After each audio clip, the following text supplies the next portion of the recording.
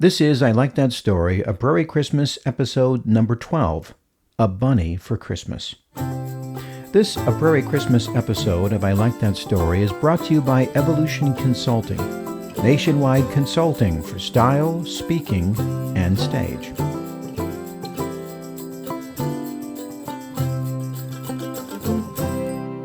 I've met many people over the years, many of which go by a nickname that has nothing to do with their real name. Like the letter I received from a woman named Bunny that goes like this. The events of that morning in December are as real to me as though I had been standing there. It was a bitterly cold Christmas Eve morning in 1931. The day before, a winter gale had whipped its frosty way up the Maine seaboard, bringing with it sleet and icy drafts that slipped under the doors of our big wooden house. My father had risen early to stuff the large black stove with chunks of maple, pine, and coal. My mother moved about deftly, despite her unwieldy condition, mixing, chopping, dicing, and baking, preparing the holiday meal. Then it happened. Home births were not uncommon in those days. While my father and a neighbor made the birthing preparations, the town physician was skidding and sliding his way toward our house in a sturdy old Packard. I'm told he arrived 12 minutes before I did.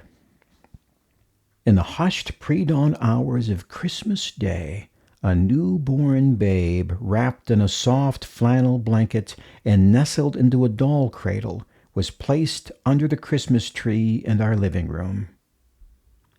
At the first light of day, 4 excited youngsters, awakened by our father's hearty "Ho, ho, ho!"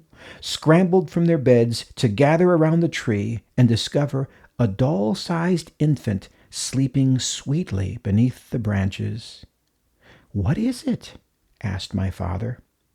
At that moment, the baby squirmed and whimpered.